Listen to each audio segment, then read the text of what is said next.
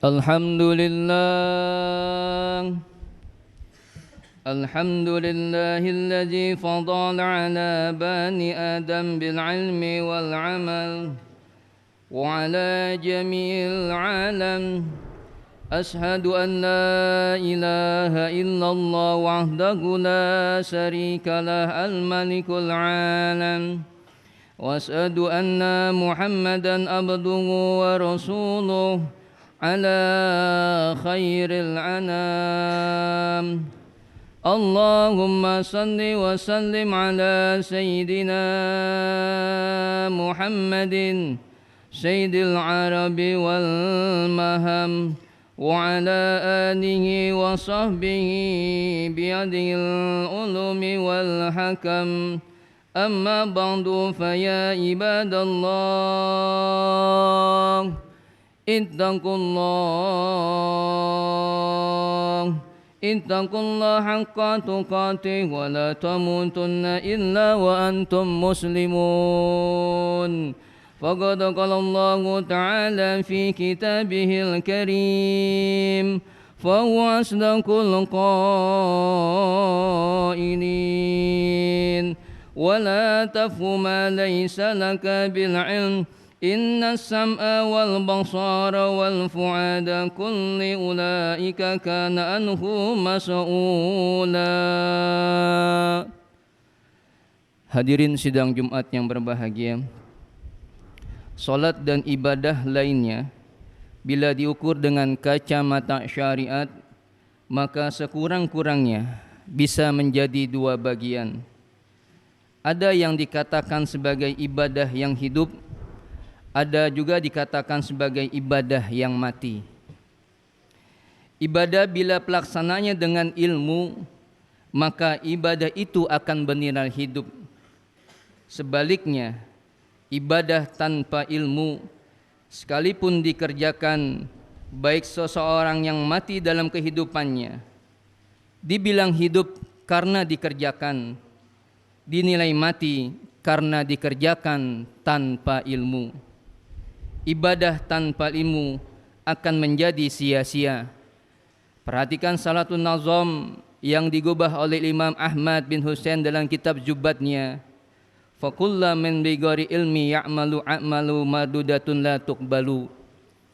Bahwasanya dan setiap orang yang beramal tanpa didasari dengan ilmu, maka amal akan ditolak dan tidak akan diterima di sisi Allah Subhanahu wa taala.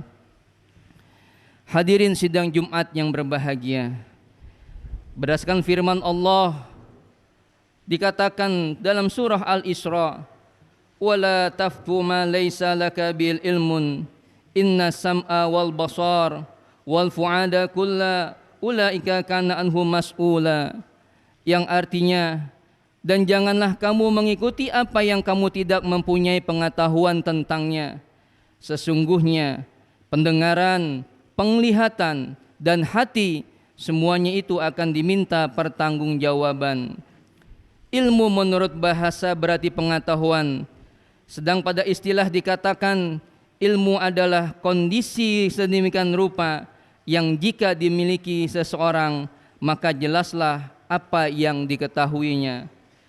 Ditulis dalam kitab Ta'limu Ta'lim dalam halaman 8. Ilmu merupakan pangkat dari segala ibadah. Ilmu dan ibadah itu bagaikan mutiara. Rantalan ilmu, ibadah menyebabkan adanya apa yang kita lihat dan kita dengar. Seperti kitab-kitab karangan para pengarang, pengajaran dan pengajar, fatwa para penifatwa, dan renungan para pemikir. Bahkan lantaran ilmu dan ibadah, kitab-kitab suci diturunkan dan para rasul diutus. Karena ilmu dan ibadah pula langit dan bumi diciptakan oleh Allah Subhanahu wa taala. Ilmu adalah di atas segala ibadah yang dapat mengarahkan, menunjukkan pada kebaikan dan memperoleh keutamaan. Di atas satu gubahan Jubat yang jadi katakan, ilmu adalah amal ibadah yang paling afdal, yang paling tinggi, dan ilmu itu merupakan petunjuk bagi kebaikan dan keutamaan. Apabila kita telah mengetahui hal tersebut, maka ketahuilah bahwa ilmu itu lebih mulia dan lebih utama daripada ibadah. Sebagaimana Rasulullah bersabda, sesungguhnya keutamaan orang yang berilmu dibandingkan dengan ahli yang bodoh itu bagaikan keutamaan diriku dibandingkan dengan orang-orang yang paling rendah di antara umatku. Jelas sekali bahwa ilmu lebih mulia daripada ibadah. Kendati demikian, seorang harus tetap beribadah selain berilmu. Maka jika ia tidak mau beribadah, maka ilmunya bagaikan debu yang bertaburan. Sebab kedudukan ilmu ibarat pohon, sedangkan ibadah ibarat buahnya. Kemuliaannya tentu menjadi milik si pohon, karena pohon merupakan asal. Akan tetapi pohon tidak akan berguna kalau tanpa buah. Bila demikian, maka seseorang harus memiliki keduanya, yaitu ilmu dan ibadah. Hadirin sidang Jumat yang berbahagia, terkadang kita melaksanakan ibadah, banyak sekali kekurangan-kurangan yang kita lakukan. Terkadang pada saat menjelang kita ibadah, kita harus berwudu terlebih dahulu. Akan tetapi wudu kita tidak menggunakan dengan ilmu, tidak memberikan suatu kebaikan-kebaikan yang dilakukan. Bahkan kewajiban-kewajiban dalam berwudu justru ditinggalkan. Bahkan batasan-batasan dalam berwudu yang wajib-wajib bahkan tidak dikerjakan. Bisa jadi itu adalah ibadah yang memang tidak dilakukan dengan ilmu. Kalau wudu kita sudah tidak diterima oleh Allah, bagaimana sholat kita? Kalau wudunya sudah diterima, bisa jadi sholat kita tidak diterima oleh Allah Subhanahu wa Ta'ala. Begitu sebaliknya, kita berwudu dengan ilmu, melaksanakan yang wajib, melaksanakan yang sunnah dari berwudu itu, dan menyempurnakan dari batasan-batasan wudu.